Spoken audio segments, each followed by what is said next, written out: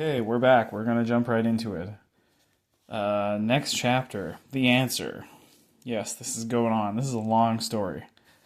Right. Okay. It's the end of the time period that Madara has designated for Team 7 to live in the illusion world and give it a try. And they go back to the little Shinto-looking shrine in the mountains behind Konoha. And it's time to meet Madara. It's time to give him their answer. And the team, Kakashi, Sakura, Naruto, they all converge, arriving at one side of the shrine, and Sasuke, for a little visual metaphor, he's on the other side. He didn't like arrive with them. He arrived across from them. And Madara does appear. He does appear again, and he asks everybody for their answer. Will they accept this world?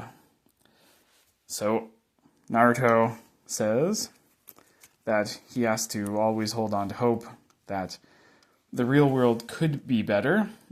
And even though he was an orphan child and he was abandoned by everybody in his village, treated badly, he says that he's willing to bear the pain of reality while at the same time having the courage to face everybody's curse that they live with and to save them. And Naruto says that a world of dreams has no value and that its sacrifices, it sort of negates the sacrifices that were made to get where they are now. Everyone who sacrificed something in the real world to try to make it better, all of those are made meaningless by this dream world. Naruto is going to build a new world in reality because he has the will of everybody who sacrificed themselves for a better place, and he doesn't want to let them down. He has to keep his promises. All very typical Naruto stuff. And Kakashi and Sakura agree. Madara turns to Sasuke. Sasuke says that there are things in the real world that can never be healed, and that he doesn't want to live anymore with the curse of a dead clan and a dead family, and that the life he had is gone forever, and he now realizes even in claiming revenge, even if he killed all the elders and all the people in Konoha who had anything to do with the Uchiha Massacre, or even just everybody, it would ultimately be a hollow gesture. Because now he has experienced what he actually lost. And that is not something he can get back in the real world. He cannot get his family back. They are dead. And no amount of sort of like ninjutsu godlike trickery will bring them back to life in reality. Now, you might say that Sasuke could just make his own family in canon, which he does eventually do in the real story. But let's be real here. Sakura is somebody that Sasuke hates. And, I won't go through in detail all the various times when Sasuke directs a lethal killing blow towards Sakura. Like, fully intends to kill her multiple times. Multiple times he aims for the heart. He is totally intent on killing Sakura. He's not going to make a family with Sakura. Let's be real. Let's take what the story tells us and just apply it back to the story. There ain't no Sakura family. He does the same thing with the only other woman who would maybe be willing to make a family with him. He also tries to murder and indeed runs her through with a Chidori spear right through the heart. And the only reason that Karin survives is because she has crazy Uzumaki healing or whatever. So yeah, he's public enemy number 2 right under Madara himself, followed by Kabuto, I guess. Nobody's making a family with Sasuke. He's an international terrorist, and he hates the only women who have ever loved him. Sasuke sees no real value in the real world anymore, and he doesn't consider returning to reality as a solution. And, obviously Naruto is angry, shocked by this, immediately up in arms. And he tells Sasuke that together they have the power to right the wrongs of the real world and to change it, to make it better, the two of them together. But Sasuke counters that some things can't be changed, and he drops into a fighting stance. Sakura screams uselessly at Sasuke, but she does tell both the boys that if they are fighting so close to Konoha, with all of their huge techniques that they now possess, they could destroy everybody, and even Sasuke could destroy the world that he's trying to preserve now. So, instead of using their end of the war arc powers, their insane godlike six paths techniques and huge Susanus and etc., etc. There's also this card. Naruto goes into Sage mode instead, and they're gonna have a more a more constrained, a more reasonable battle, where they're not gonna throw, black orbs of six path whatever and huge Susanoo arrows and destroy the entire village. So Sasuke, to counter this, covers himself in the climbing black cloud design of the curse mark. And at this point, he canonically does not have a curse mark anymore. Itachi took it off of him.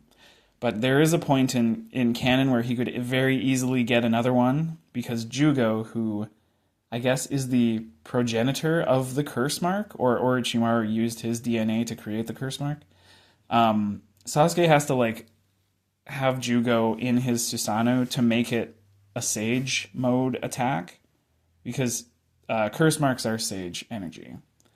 They're just a weird form of Sage energy that I guess is painful or detrimental a little bit. I think Sasuke should get a curse mark. He should get an advanced version from Jugo, and indeed that is what he now deploys. Both boys are using Sage techniques, and they will trade blows in this fashion without destroying the village. So Sakura tells Sasuke that he's a terrible man to abandon them yet again, turning his back on his friends. And the three of them dash off. They're going to go toe-to-toe. They're going to have a three-way deadlock of this generation, which is something they say when Sakura, Sasuke, and Naruto team up, when they all summon their new big summons, and they are working together. They say it's a three-way deadlock. That's not really a deadlock, because they're all on the same team. Kind of with the Orochimaru fighting against Jiraiya and Tsunade. That was more of a deadlock, I guess. So that is indeed what we are going for here. Okay, so the team, the kids are gone. It's just Madara and Kakashi. And Madara asks Kakashi if he's really certain that he has to reject the infinite Tsukiyomi. And Kakashi remarks that the dream world has given him closure and hasn't been entirely bad, but he realizes now that he could have had that closure for himself in the real world the whole time, because the people he's been talking to, like Rin, like his father, these are all people who are made out of his own memories, meaning that, all the experiences he's had, they've been in him the whole time. He sort of had the power to resolve his own anxieties and suffering from his past memories. Because really this is just some kind of advanced form of therapy that Madara has created. But it is based on Kakashi's memories, which he would have had anyway. And he believes that if we form bonds with others, we can overcome suffering. And he believes that Naruto will usher in this new era where the the past can be forgotten about, the constant ninja wars, the world wars that devastated everybody, the inequities, the destruction of smaller villages that are caught between warring powers.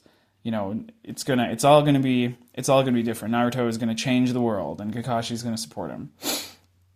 So Madara sighs, and he tells Kakashi, well, he commends him. He says that he has an unbreakable spirit for enduring suffering. However, if that's how he feels, Madara can't let him jeopardize everybody else's peace by allowing Kakashi to live and meddle around. So Madara produces a Rinnegan rod, just like the one Pain uses, and stabs Kakashi through the heart. And Kakashi collapses in front of him. And Madara reflects that he says, I never really liked the idea of a non-Uchiha with a Sharingan. Then we go back to the kids. Naruto and Sasuke are fighting. And Sakura is there. She's not really fighting, but she is yelling. She's being emotional. Like in the old days, like when the boys would fight, or when they were fighting Haku or whatever, Sakura is just kind of crying and yelling and stuff. Telling Sasuke he's terrible for abandoning the leaf, that he's a miserable human being. This is where we see Naruto debut his new Naruto-style flying Raijin technique. Not the one that his dad uses, because that's too complicated mathematically for his brain to process. But instead, he's sort of like pieced together this kind of flying Raijin-esque thing where, like, maybe he can make a clone in a spot of his choosing, right? So maybe it's that he could make the shadow clone appear far away, or like he could make a shadow clone. The shadow clone could then summon him to the clone's position, thereby kind of teleporting. So he does something like this. We know that Naruto uses shadow clones to like figure out hard techniques. And I think he would do the same if he was trying to use some kind of adapted flying Raijin. So he is doing this to be able to keep up with Sasuke, who's much faster than Naruto. And he is, of course, tagging shadow clones with ease with his Chidori and his sword. But now Naruto is sort of upping his mobility with this Naruto-style flying Raijin. The techniques they're using, they're keeping things to the minimal side so that they don't destroy the leaf with collateral damage. Regular Rasengans, not like super lava, volcano, wind death, etc., etc., etc. Naruto is trading blows with Sasuke and manages to hit him with the Frog Kumite, which is a cool move that he only ever uses once. I think he fights Pain. He fights one of the Pain bodies. And it's like he goes to punch him, and the Pain body dodges the punch, but then he gets hit anyways, which seems to me like a good technique to use. I forget if it's like the follow-up force, or if it's like a kind of sage energy that like hits you after the physical punch doesn't land. Anyway, it surprises Sasuke and it knocks him away for a second. And he lands next to Sakura. And Naruto is screaming at Sakura to get out of the way, move away. Sasuke's out for blood. But Sakura continues to emotionally scream at Sasuke for all his vicious cruelties. And Sasuke turns angrily at her and just does a nice torso bisection of Sakura with his sword right through the middle. So, let us return for a moment to a flashback of an earlier moment. I don't have a card of Katsuyu, but I do have this card, which has Katsuyu on it. So, it's kind of almost as good. So, flashback to Sakura, in the Infinite Tsukiyomi, thinking about her life, thinking about her choices, and she's like, man, Naruto really pulled ahead of Jiraiya. Sasuke really pulled ahead of Orochimaru. I don't feel like I've progressed beyond anything Tsunade taught me. I have the same moves as her, but I don't feel like I have an ace in the hole for anything beyond what she taught me. So she's thinking about Naruto, like, training on Mount Miyaboku with the frogs. So she summons a little Katsuyu slug, and she asks about Shikotsu Forest, which is where Katsuyu lives. And she asks what else is in there, and Katsuyu is sort of, not giving her that much information. She's like, oh, there's trees and ponds, and there's some caves and stuff like that. But Sakura's interested in who else lives there. Does anybody else live in Shikotsu Forest besides you? And the slug is like, oh, nobody else lives there anymore. It's just me. And Sakura's like, so your main body, your giant body is there. This is because when you summon Katsuyu, you summon a part of her body.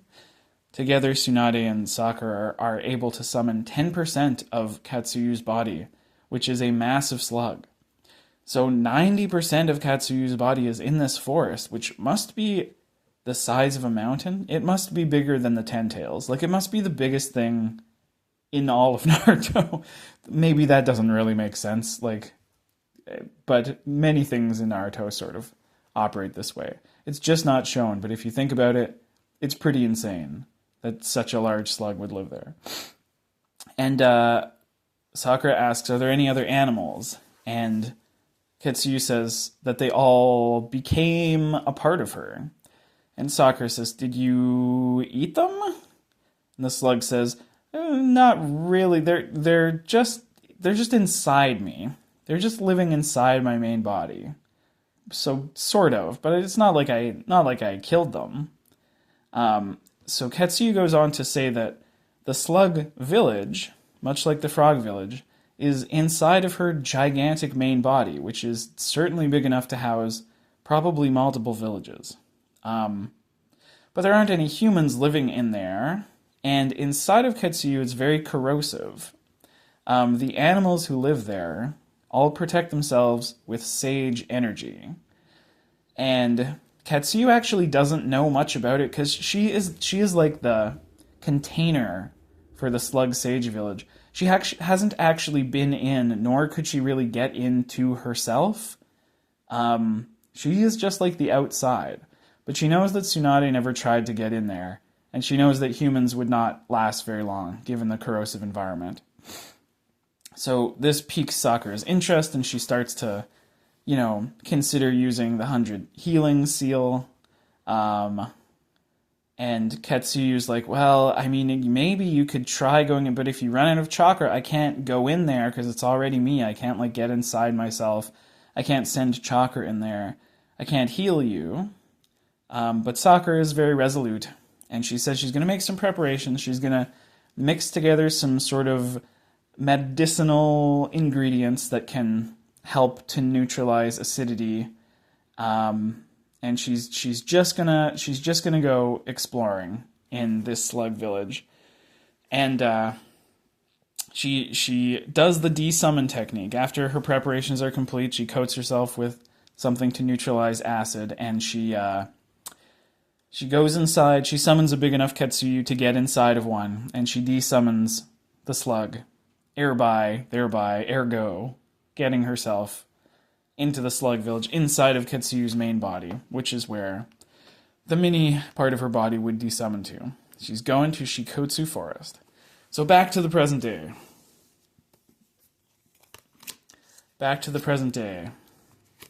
Sasuke notices the sword enter Sakura, but he doesn't feel it cleave through bone or tissue or anything like that. It's almost like it has no resistance at all. And he's shocked when he sees blue lines beginning to form, running down from Sakura's eyes. And she grabs his hand, which is on his sword hilt, and she begins to absorb his chakra through his hand, which extinguishes the lightning style Chidori on his sword. So Sasuke struggles and attempts to remove his sword from Sakura's torso, but it's as if it's being gripped tightly by her own body, which sort of ripples at the point of puncture. So Sasuke revs up his curse mark to whatever his advanced form 2 would look like. I never really liked the weird big wings that he had. I kind of thought it would just be cool if his skin is just like obsidian, it's like hard and dark and maybe like a darker hue than the old Curse Seal Form 2. He rips the sword out of Sakura, but she doesn't have any visible damage. And he dashes away and hurls those Senbon needles, the like electric spikes.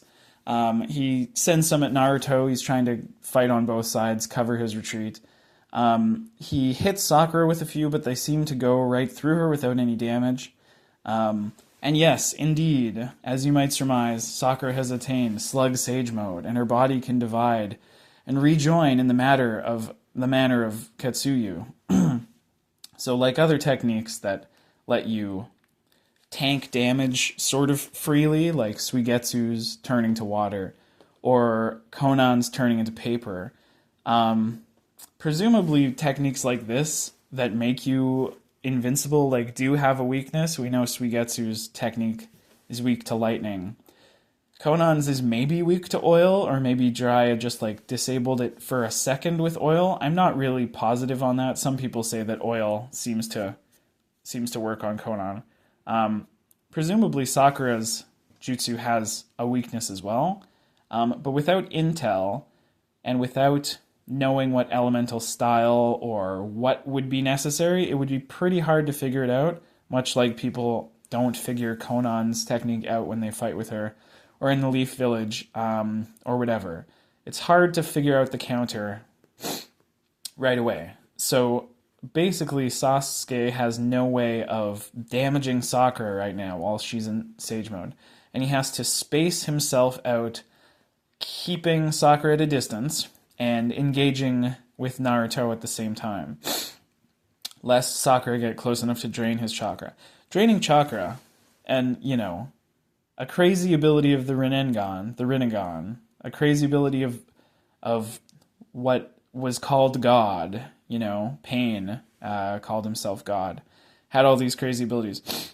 Draining chakra was by hand, not absorbing a technique, like Pain can do. Draining chakra by hand was shown by Yoroi in the Chunin exams when he fought against Sasuke. The one where Sasuke does the line barrage. This guy, Yoroi, who's like a sound ninja, and he has black spheres for eyes. I assume they're supposed to be sunglasses, but there's that manga thing where they don't draw the frames, so he just has black spheres for eyes. And he can absorb chakra, which is a very elite power. The only other time we see that happening is from Pain himself, a man with the Rinnegan, the ultimate technique, the technique of God himself. So I guess either that's a mistake, an oversight, a retcon, or something like that. All that is to say, Sakura can absorb chakra directly through her slimy Slug Sage Mode skin. And I guess that's not that out of reach for her if she did become a sage, given that we've seen that technique used by, I guess, a Genin, which seems kind of outrageous, but there it is. So yes, all of that being emotional before, that was just a cover-up, baby. That was just a distraction. Sakura is coming for Sasuke. She's had enough. She's pissed. She mastered a new glorious technique. She's finally surpassed Tsunade. She's become a sage. Her body can, split, and probably she can become many smaller Sakuras if she really needed to. I don't think we'll see that in this story, but she is immune to damage, effectively, unless someone were to figure out her weakness. Yep, she was just keeping Sasuke, thinking that she was a useless, emotional member of Team 7. No, sir. She is out to get him. She's out for her revenge. So good on you, Sakura. Way to go. And as the Team 7 battle rages on, we will have to take a break and return to Madara next to Kakashi's dead body. We will return to see Itachi. What did he give Kakashi before he died? We'll return to the plan to undo this. Can it be undone? Can they stop the Infinite Tsukiyomi? We'll see. We will find out.